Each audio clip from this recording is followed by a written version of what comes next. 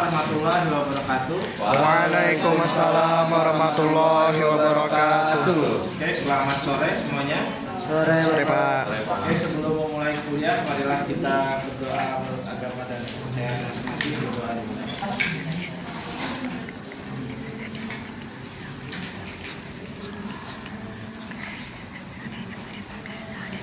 Ya, berdoa selesai.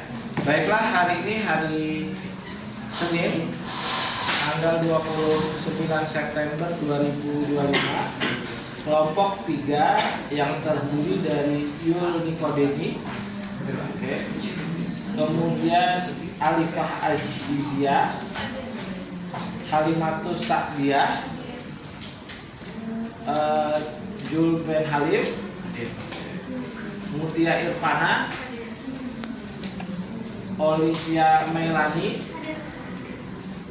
Rolantino Pupu, dan yang terakhir Wilona Maria. Kelompok 3 akan mempresentasikan terkait dengan tugas mata kuliah ekonomi kreatif yang berjudul Kota dan Kreativitas dalam Membentuk Kota Kreatif. Ya. Untuk kelompok 3, waktu dan tempat silakan.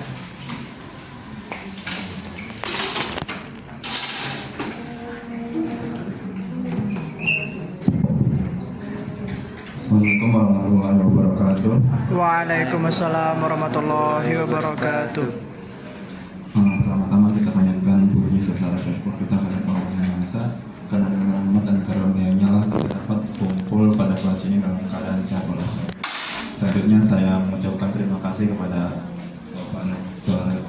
Insinyur Senior Sadik STM MMSI IPB CPS selaku dosen pemangku mata kuliah ekonomi kreatif yang telah memberikan kesempatan bagi kami untuk mempresentasikan materi kami pada kesempatan kali ini, dan juga kepada teman-teman yang telah hadir dalam mendengarkan paparan dari materi kami kali ini. Saya selaku moderator Rolantino Pupu kali ini akan membawakan susunan acara kita pada kali ini. Sebelum itu, izinkan saya menyampaikan judul kami.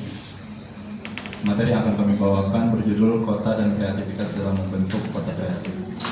Sebelum saya mulai, saya akan memperkenalkan rekan-rekan saya yang akan memaparkan materi mereka masing-masing. Pertama ada Yul Nikodemi, Alifah Azizia Rahma, Halimatus Sa'diyah, Jul bin Halim, Mutia Irfana, Olivia Melani, kemudian terakhir Wilona Maria.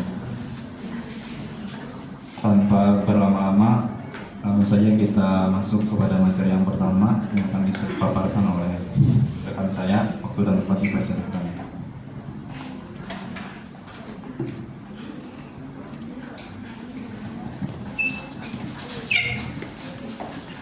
Baik, sebelumnya izin masuk. Perkenalkan, nama saya Sadila. Sini aku mau menjelaskan dulu apa itu kota kreatif. Nah, seperti yang kita tahu, kota itu adalah pusat aktivitas sosial, budaya, dan ekonomi yang memiliki peran penting dalam menumbuhkan ekosistem kreatif. Nah, kota bukan hanya dipandang sebagai ruang fisik dengan infrastruktur, melainkan juga sebagai wadah kolaborasi, pertukaran ide, serta ruang lahirnya inovasi. Konsep kota kreatif hadir sebagai jawaban terhadap tantangan pembangunan perkotaan yang berkelanjutan dengan menekankan keterlibatan masyarakat, pemerintah, dunia usaha, serta komunitas kreatif dalam membangun ekosistem yang dinamis dan inklusif.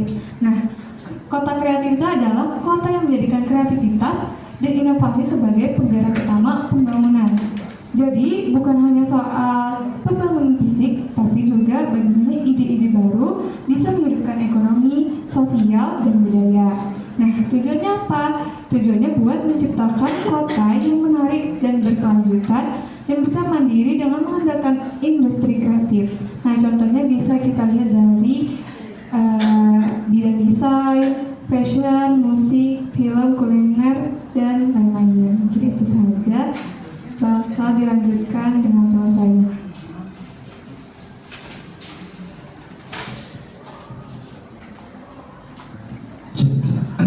Baik, perkenalkan saya Yul Nikodemi. Jadi kita di sini ini akan membahas tentang demografi kelas kreatif. Jadi kan pembahasan materi kita kali ini soal kota dan kreativitas dalam membentuk kota kreatif. Di dalam kota itu biasanya ada populasi di dalamnya kan. Nah, populasi itu yang kita namakan demografi. Biasanya di dalam suatu demografi terbagi menjadi 3 kelas. 3 kelas utama, ada kelas atas, kelas menengah, dan kelas bawah. Nah, di zaman ekonomi kreatif ini sekarang ada nama itu kelas kreatif. Jadi apa sih kelas kreatif itu? Jadi kelas kreatif itu adalah individu yang pekerjaannya itu menciptakan ide, inovasi, dan juga solusi-solusi untuk mengatasi masalah-masalah yang kompleks. Nah, karakteristik itu seperti apa sih orang-orang yang berada di dalam kelas kreatif? Jadi pertama-tama bisa kita lihat ada usianya. Nah, mayoritas orang yang berada di kelas kreatif itu berada di rentang usia produktif, yaitu sekitar 20-40 tahun. Kenapa orang-orang di ekonomi kreatif itu berada di usia produktif? Karena mereka perlu beradaptasi dalam teknologi, dan usia 20 dan 40 tahun itu adalah usia yang paling pas untuk beradaptasi terhadap teknologi-teknologi baru. Nah, kemudian ada pendidikan. Orang-orang yang berada dalam demografi kelas kreatif itu biasanya memiliki pendidikan yang relatif lebih tinggi, ya. Meskipun memang mungkin skill-skill yang mereka miliki, mungkin melukis atau menyair atau membuat naskah itu bisa dipelajari secara otodidak, tapi memang biasanya orang-orang yang berkecimpung di dunia ini memiliki pendidikan yang lebih tinggi. Nah, kemudian ketiga, pekerjaan. Nah, pekerjaan mereka ini biasa sangat bervariasi ya. Ya seperti saya bilang tadi, ada yang bisa jadi seniman, ada yang jadi fotografer, jadi aktor mungkin begitu ya. Nah, kalau di zaman sekarang ada juga yang baru, yaitu jadi seorang programmer. Jadi mungkin kita bisa mendevelop sebuah aplikasi baru yang memberikan jawaban terhadap tantangan-tantangan yang kita hadapi di zaman modern ini begitu. Kemudian dari pendapatan. Nah, cenderung ya, mereka yang berkecimpung di dunia ini pendapatan itu lebih tinggi. Ya meskipun bervariasi ya. Contohnya saja fashion designer misalnya. Fashion designer kalau dia mendesain suatu baju gitu. Nah, itu satu desainnya mungkin bisa 10 juta, 20 juta sekali dia mendesain. Nah, bervariasi. Kalau jadi musisi misalnya lagi, kita lakukan penjualan CD, vinyl, kaset, belum lagi royalti. Nah, itu dari pendapatan-pendapatan itu biasanya mereka yang berkecimpung di dunia ini memiliki pendapatan yang lebih tinggi. Nah, kemudian kita lanjut ke konsentrasi geografisnya. Ini kan populasi. Nah, biasanya orang-orang seperti ini ditemukan di mana? Nah, orang-orang seperti ini biasa kita temukan di kota-kota. Nah, di kota-kota, kenapa kita bisa menemukan mereka di kota-kota? Itu ada konsepnya namanya. Itu konsep 3T, yaitu talent, teknologi, dan tolerance.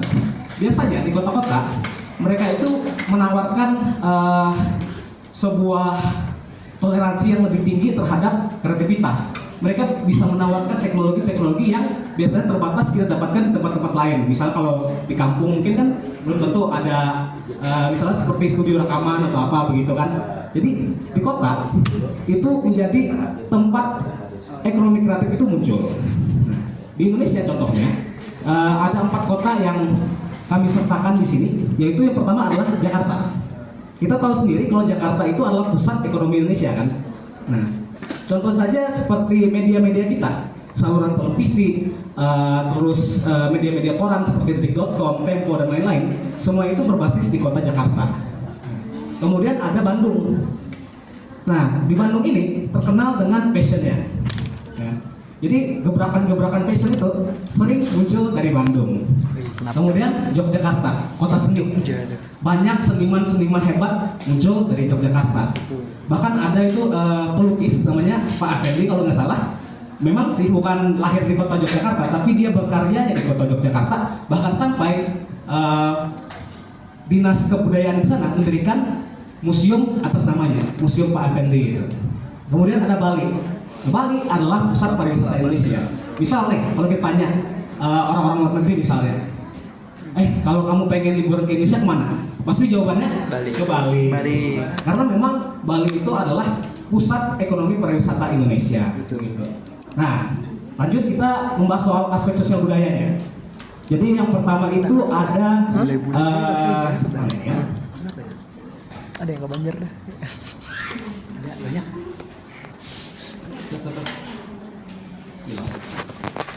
Nah, soal nilai. Nah, Jadi seseorang yang berkecimpung di dunia ini itu menganut toleransi, keterbukaan, dan meritokrasi. Maksudnya apa?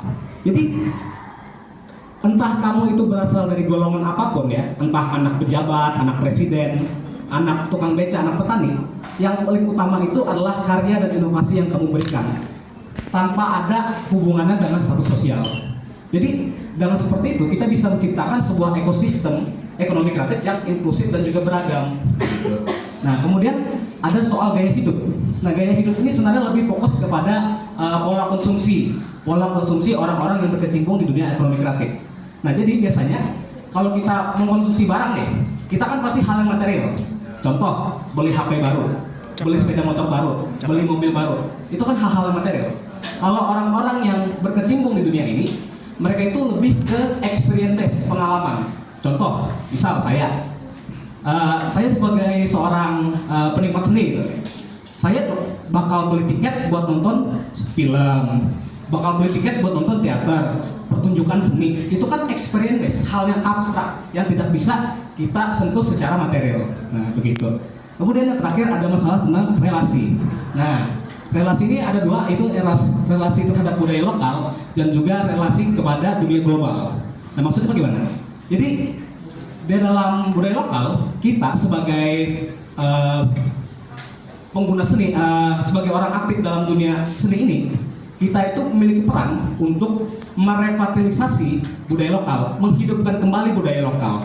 Contoh misalnya musik panting di Banjarmasin ini kan budaya lokal musik panting gitu kan.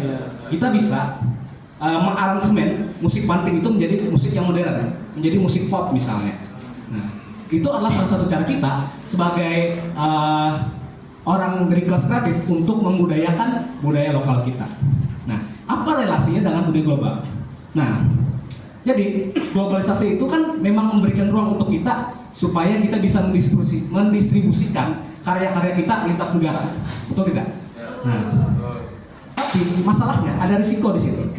Jika kita sebagai pelaku seni itu hanya berorientasi secara dominan terhadap komersialisasi, kita bisa kehilangan identitas lokal kita. Kita bisa kehilangan jati diri lokal kita.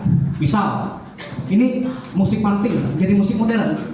Jadi tidak ada bedanya nanti dengan musik-musik yang berada di misalnya negara Amerika Serikat, negara Eropa. Jadi kehilangan identitas kita, budaya lokal kita. Jadi yang harus kita perhatikan sebagai pelaku seni itu adalah menyeimbangkan globalisasi dengan budaya lokal kita. Nah, jadi begitulah hubungan relasinya terhadap budaya lokal dan juga dunia global. Mungkin sekian saja yang bisa saya sampaikan. Saya lanjutkan kepada teman saya. Terima kasih.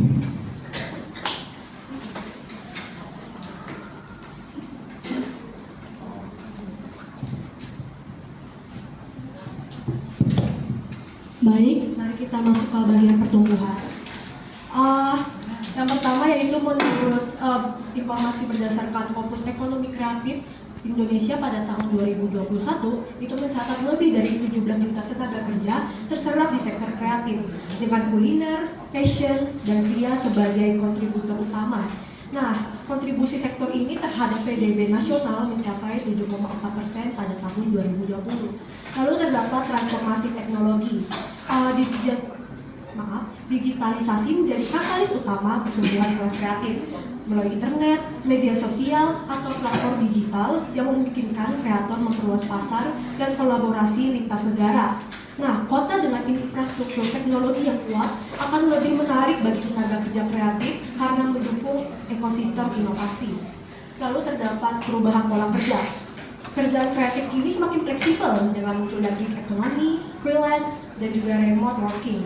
Pola ini juga memungkinkan integrasi pasar kerja global, di mana misalnya seorang desainer di Jakarta ini bisa bekerja untuk klien di London atau di New York melalui platform digital. Lalu ada fenomena tren baru. Nah, fenomena baru seperti NFT atau non-fungible token, metaverse, dan AI membuka peluang sekaligus tantangan. NFT ini memberikan jaminan keaslian karya digital. Lalu ada metaverse menciptakan ruang baru bagi interaksi ekonomi dan sosial. Dan sementara AI mempercepat proses kreatif, tetapi juga menimbulkan pertanyaan etis terkait orisinalitas karya. Lalu terdapat dampak-dampak dari kelas kreatif. Yang pertama ada dampak ekonomi. Nah, pada ekonomi ini dampaknya bisa juga motor diversifikasi ekonomi dan ciptakan lapangan kerja baru.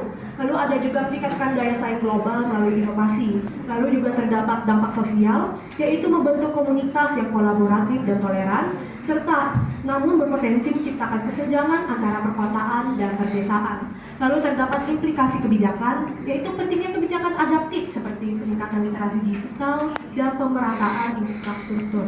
Baik, saya kembalikan kepada Komisaris.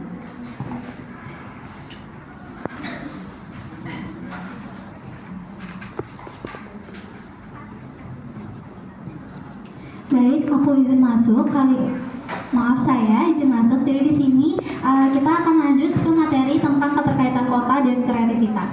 Nah, keterkaitan kota dan kreativitas ini sebelumnya konsep atau ide daripada kota kreatif itu muncul pada tahun 1988. Aku izin cerita dikit. Jadi pada saat itu ada seorang tokoh yang bernama Charles Landry, di mana beliau itu sering diundang ke beberapa seminar kayak di Eropa gitu, dan di saat itu beliau mengenalkan konsep atau ide daripada kota kreatif itu.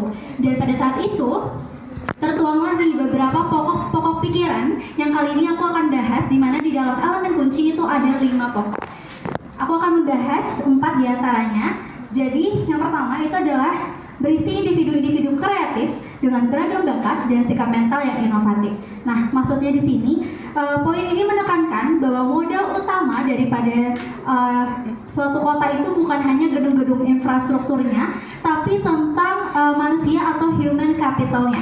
Jadi kota itu harus bisa jadi wadah yang menarik setiap individu biar saling bisa berbagi hobi, bakat-bakat mereka, dan juga ini pastinya didukung sama sikap mereka atau sikap mental mereka yang inovatif.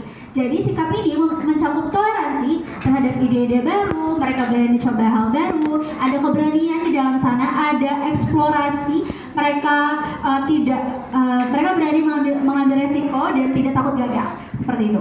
Nah, contohnya itu kayak komunitas film dan media independen di Makassar. Jadi mereka itu menunjukkan keberagaman bakat yang mereka punya, baik itu sebagai penulis, baik itu sebagai sutradara ataupun videografer, dan itu mereka masing-masing memproduksi karya otentik lokal mereka, meskipun mereka itu terhalang atau ada keterbatasan dana. Tapi itu tuh tidak menjadi halangan buat mereka, karena itu tadi ada sikap mental yang inovatif yang mereka tuh ingin berkembang di dalam sana, ingin memperbarui tentang apa yang ada di dalam komunitas film itu tadi.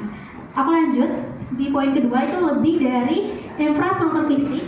Ruang kreatif bisa berupa lokasi berbiaya rendah di pinggiran kota yang memfasilitasi eksperimen. Nah, ini maksudnya menegaskan bahwa kreativitas itu tidak selalu membutuhkan infrastruktur fisik yang mahal. Jadi maksudnya ruang kreatif yang ideal itu adalah lokasi yang berbiaya rendah dan mudah diakses gitu. Ruang yang terjangkau ini akhirnya memberikan kebebasan finansial bagi para kreator untuk melakukan eksperimen dan mengambil resiko. Nah, contohnya itu kayak Kampung Warna-Warni, mungkin teman-teman ada yang tahu, itu di Jawa Timur.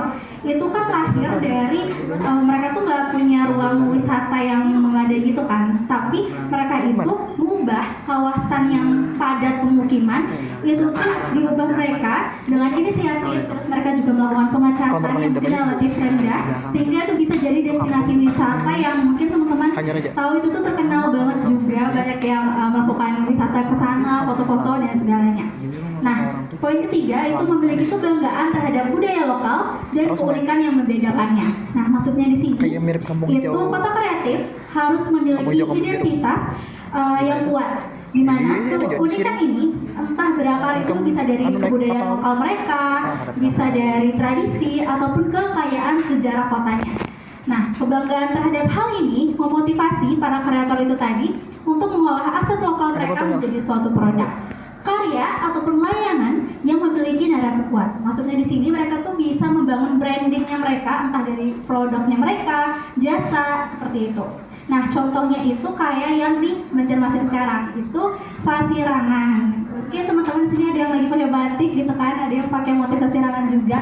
Maksudnya di sini maksudnya di sini mereka itu menggabungkan nih, kayak yang teman aku Joel tadi jelasin kalau ada relasi antara budaya lokal dan yang modern itu tadi. Dimana mereka bisa ajak kayak manfaatnya nih sasirangan itu tadi mereka gabungin sama barang-barang modern, entah itu dari baju, hoodie, dan lain-lain. Terus ada yang terakhir itu keempat, adanya interaksi dan kerjasama yang erat antara pemangku kepentingan, yaitu ada pemerintah, masyarakat, akademisi, bisnis, dan organisasi. Maksudnya itu merujuk pada pembentukan ekosistem kreatif melalui model quadruple helix. Nah, quadruple helix itu ya yang ada 4 ini tadi, ada pemerintah, masyarakat, akademisi, dan bisnis. Nah, maksudnya ekosistem ini tuh melibatkan sinergi antara keempat perihal itu tadi, dan di mana kolaborasi dari keempat poin itu untuk memastikan ide kreatif itu bisa didukung, bisa dikembangkan, didanai, dan akhirnya dikomersialkan secara berkelanjutan.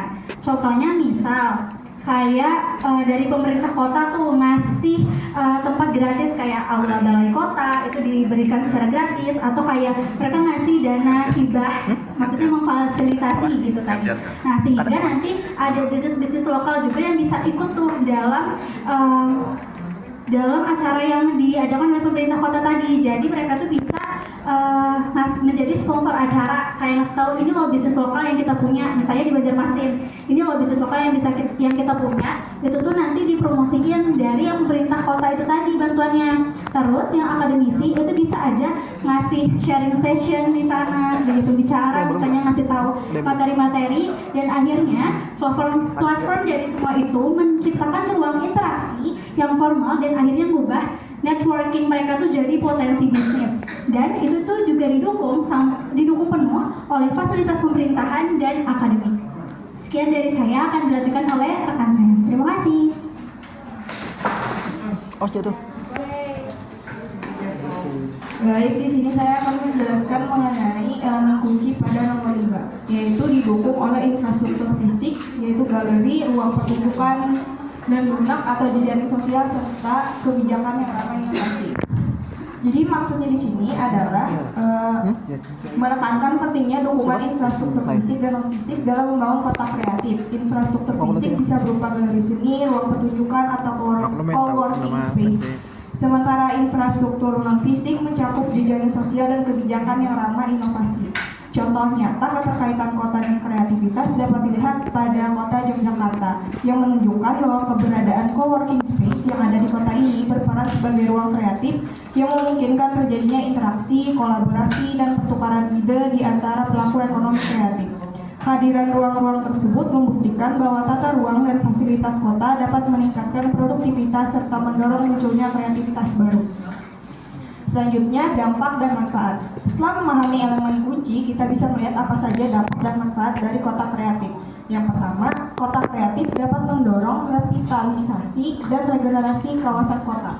Ruang-ruang yang dulunya yang mungkin terbengkalai bisa dihidupkan kembali dengan aktivitas kreatif, sehingga kawasan tersebut menjadi lebih bernilai serta produktif. Yang kedua, kota kreatif mampu menciptakan lapangan kerja baru, meningkatkan produktivitas, dan memberi nilai tambah ekonomi. Hal ini sangat penting karena sektor kreatif bisa menjadi motor pertumbuhan ekonomi modern yang tidak hanya mengandalkan industri besar, tetapi juga mengangkat potensi lokal. Kemudian yang terakhir, yaitu kota kreatif dapat memperkuat kohesi sosial, toleransi, dan interaksi lintas budaya. Kehadiran ruang-ruang kreatif memungkinkan orang dari berbagai latar belakang untuk berkolaborasi, bertukar ide, dan saling menghargai perbedaan. Dengan begitu, kreativitas tidak hanya berdampak pada ekonomi, tapi juga pada kualitas hubungan sosial masyarakat. Jadi bisa kita simpulkan bahwa kota kreatif itu menghadirkan manfaat yang komprehensif, mulai dari fisik dan ekonomi sampai pada aspek sosial dan budaya masyarakatnya. Selanjutnya saya serahkan kepada rekan saya.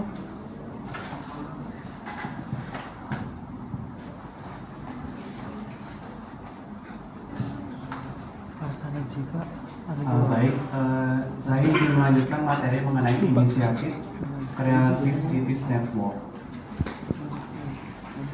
UNESCO Creative Cities Network, atau yang di dalam bahasa Indonesia disebut sebagai jejaring kota kreatif UNESCO, diusulkan pada tahun 2004 yang memiliki tujuan untuk meningkatkan kerjasama dengan kota-kota yang telah diidentifikasikan sebagai kota-kota kreatif dan faktor strategis untuk pembangunan perkotaan yang berkelanjutan. Hingga saat ini tercatat sebanyak 116 kota yang membuat jaringan kerjasama dengan tujuan umum yang sama, yaitu menempatkan kreativitas dan industri budaya sebagai rencana pembangunan di tingkat lokal dan bekerja sama secara aktif di tingkat internasional. Jejaring kota kreatif UNESCO ini memiliki tujuan mendorong kerjasama internasional dengan dan antar kota berkomitmen untuk berinvestasi dalam kreativitas sebagai sopir ataupun mandor dalam pembangunan perkotaan yang berkelanjutan, inklusi sosial dan semangat budaya. Dengan bergabungan kota-kota di berbagai negara seperti kota kreatif, diharapkan kota tersebut bisa menjadi panutan bagi kota-kota lainnya dan dapat mengembangkan kemitraan yang melibatkan sektor publik dan swasta serta masyarakat sipil untuk yang pertama itu memperkuat kerjasama internasional di antara kota-kota yang telah mengakui kreativitas sebagai faktor strategis bagi pembangunan yang berkelanjutan. Yang kedua itu memperkuat penciptaan, produksi, distribusi, penyebaran kegiatan budaya, barang dan maupun jasa. Yang ketiga itu mengembangkan hubungan kreativitas serta inovasi dan juga memperluas kesempatan bagi pencipta dan profesional di sektor budaya. Kemudian yang keempat itu meningkatkan akses dan partisipasi dalam kehidupan budaya, khususnya untuk kelompok dan individu yang terpinggirkan ataupun rentan. Dan yang terakhir itu mengintegrasikan budaya dan kreativitas sepenuhnya ke dalam rencana pembangunan yang berkelanjutan. Jadi bagi kota-kota kreatif atau UNESCO Creative Cities Network, komitmen ini harus diwujudkan dalam sinergi antar seluruh pemangku kepentingan kota yang biasanya itu sering disebut sebagai pentahelix stakeholder. Tanpa dukungan salah satu elemennya atau bila tidak solid ataupun tidak ada kekompakan, maka penyelenggaraan kota kreatif itu akan menjadi timpang. UNESCO Creative Cities Network mengkategorikan kota kreatif itu menjadi 7 kategori. Yang pertama itu ada kerajinan dan seni rakyat, kemudian sastra, ada juga film, gastronomi, desain, seni media, dan juga musik.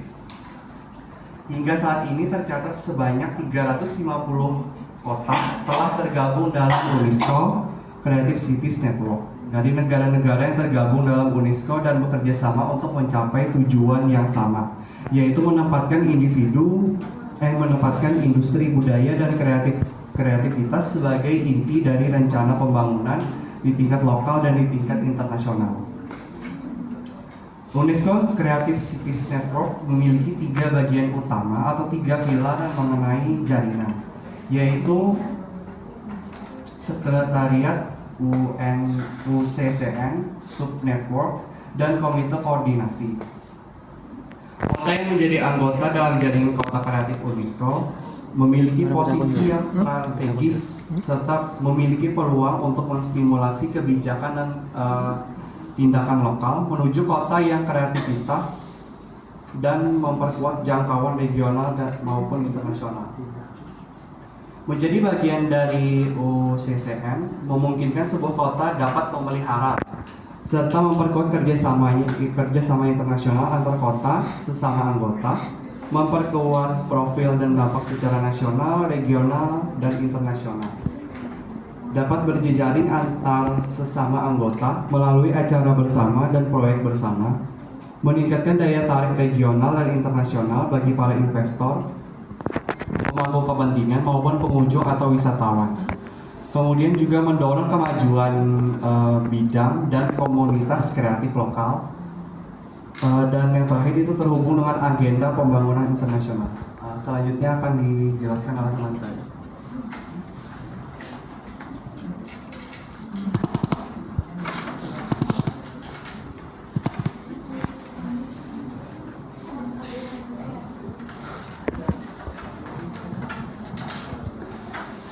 Baik, selanjutnya ada syarat dan kriteria menjadi anggota UCCN.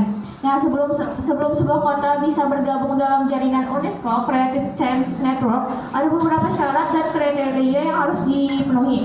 Yang pertama itu kota harus berasal dari negara yang tergabung dalam UNESCO serta memiliki peran aktif di jaring internasional. Selanjutnya ada penunjukan sebagai kota kreatif bukan sekadar gelar, tetapi pengakuan atas budaya dan semangat kreatif yang dimiliki kota tersebut sebagai pendorong pembangunan berkelanjutan. Nah, setelah menjadi anggota, kota itu wajib melaksanakan kegiatan yang sejalan dengan Agenda 2030 dan misi UCCN. Nah, tanggung jawabnya adalah mengikuti konferensi tahunan, membuat laporan kemajuan setiap 4 tahun melalui Membership Monitoring Report atau MMR. Selanjutnya serta aktif berpartisipasi dalam subnetwork dan menjalin komunikasi dengan sekretariat UCCN. Untuk manfaat keanggotaan UCCN itu ada mendapatkan identitas budaya lokal, dipromosikan secara global, pariwisata tumbuh, peluang investasi terbuka, dan UMKM kreatif semakin berkembang. Selain itu, banyak lapangan kerja baru tercipta sehingga daya saing kota juga ikut meningkat di tingkat internasional. Selanjutnya untuk tantangan implementasi kota kreatif itu terdapat koordinasi antar pemangku kepentingan seringkali belum maksimal. Lalu ada keterbatasan dana menjadi hambatan dan konsistensi program harus dijaga. Selain itu kota anggota mendapat tekanan untuk terus menunjukkan hasil. Nah, jika kewajiban tidak terpenuhi, status kota kreatif bisa terancam dicabut oleh UNESCO. Selanjutnya untuk studi kasus yang ada di Indonesia itu contohnya itu ada dari Bandung berhasil mengembangkan ekosistem desain. Selanjutnya ada Ambon menggunakan musik sebagai penggerak pembangunan daerah. Nah, kedua contoh ini membuktikan bahwa status kota kreatif dapat memberi manfaat besar jika dikelola dengan baik. Selanjutnya aku kembalikan ke moderator.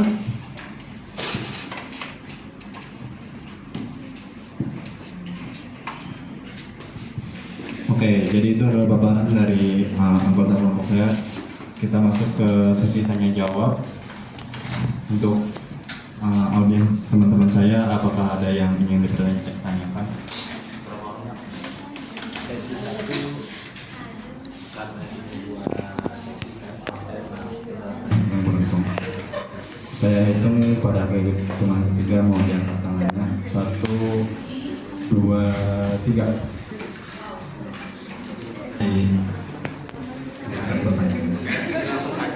Sebelumnya perkenalkan, nama saya Muhammad Madina Matola dari kelompok 1 dengan NIM akhir 78. Jadi tadi ada dijelaskan mengenai kan kelas kreatif yang termasuk dari karakteristik kelas kreatif. Itu kan yang pertama itu ada usia 20 sampai 40, dari pendapatan, pekerjaan dan pendidikan. Nah, itu kan termasuk karakteristik demografis yang termasuk kelas kreatif tuh orang-orangnya. Dan kan ada itu berarti orang yang tidak masuk ke kelas tersebut. Nah, jadi apakah orang yang masuk ke kelas kreatif itu berkewajiban untuk merevitalisasi budaya lokal? Apakah mempunyai kewajiban? Karena kan mereka mempunyai akses ataupun kayak masuk ke kelas kreatif tersebut. Kayak mungkin saya dari saya. Oke, terima kasih. Kita tolong disampaikan di grup ya. Kemudian untuk saudari di belakang sana. Ya, tolong. Atas diberi kesempatannya, perkenalkan nama saya Asma Wisna dari kelompok 5 dengan NIM akhir 26. Yogyakarta diakui sebagai kota media seni oleh UNESCO. Sementara Banjarmasin kan dikenal dengan sasirangannya. Nah, kedua kota ini menunjukkan bahwa setiap daerah mempunyai keunikan dalam mengembangkan kota kreatifnya. Lalu, menurut kalian, lebih penting mana dalam mengembangkan kota kreatif yang dimana menjaga keunikan budaya lokal atau mengikuti tren global agar diselesaikan? Terima kasih. Terima kasih untuk pertanyaan terakhir. Perkenalkan, nama saya Yasmin Maya dengan NIM 2031322094. Jadi kan tadi sebelumnya ada tuh dijelaskan bahwa ide-ide inovatif itu bisa muncul dari kalangan sosial manapun. Jadi nggak memandang satu sosial.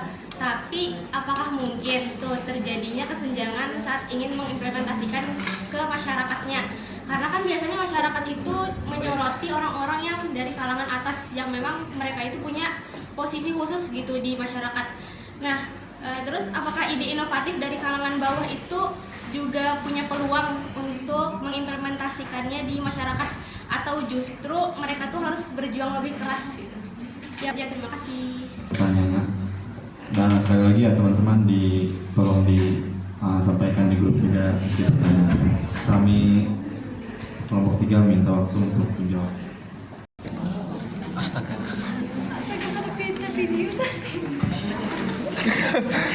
Ikam langsung.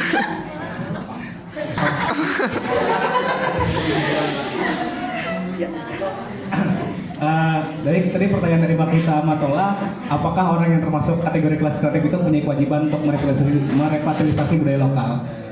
Jawaban saya tidak, karena seni itu tidak bisa dipaksakan kan. Untuk merevitalisasi budaya lokal, menghidupkan kembali budaya lokal itu sebenarnya adalah kesadaran dari diri kita sendiri sebagai pelaku seni. Bagaimana kita melakukannya itu tergantung inovasi kita, ide kita seperti apa. Jadi sama sekali tidak ada paksaan atau kewajiban untuk melakukan itu. Apakah terjawab Mbak Gita? Baik, terima kasih.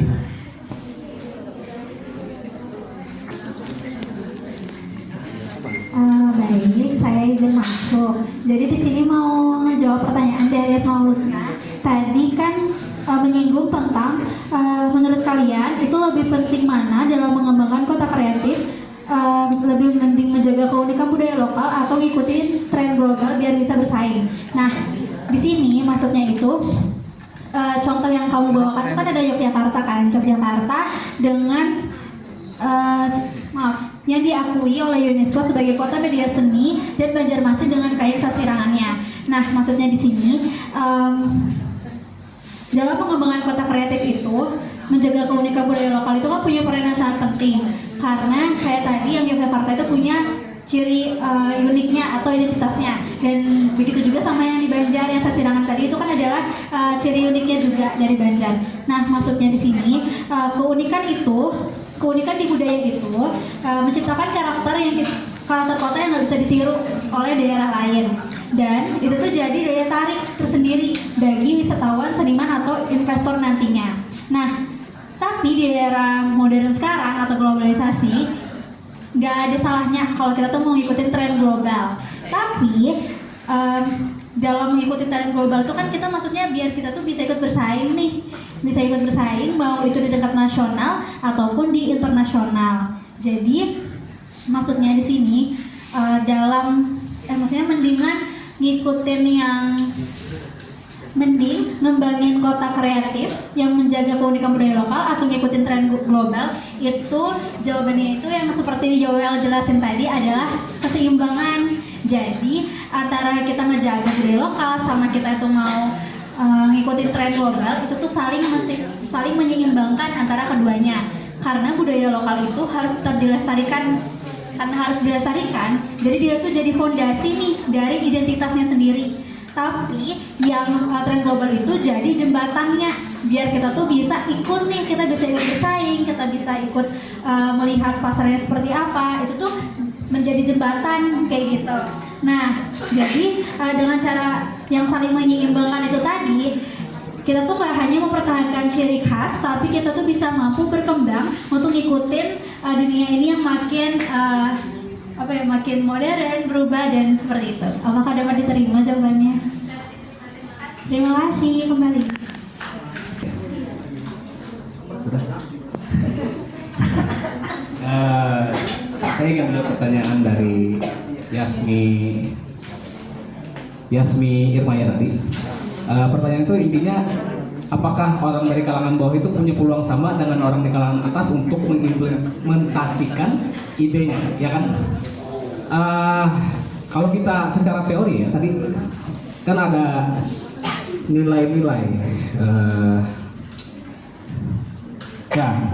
ada nilai-nilai yang dianut kan.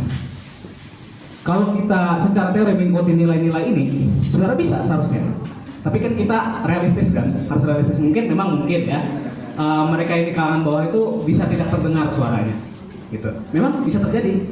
Jadi menurut saya memang mereka yang berada di kalangan bawah itu memang harus lebih bekerja keras supaya idenya itu bisa didengar oleh masyarakat luas, gitu. Karena ya tidak ada sesuatu itu berhasil tanpa perjuangan kan, begitu. Contohnya aja lah, aku memberi contoh. Pernah dengar seniman namanya Van Gogh kan? Pernah. Tahu Van Gogh? Tahu. dia itu kan orang kalangan bawah di zamannya. Bahkan seninya itu dianggap sampah.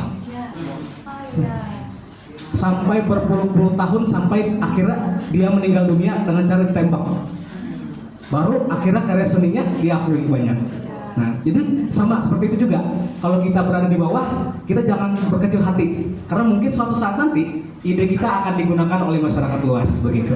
Apakah jawab? Baik, terima kasih.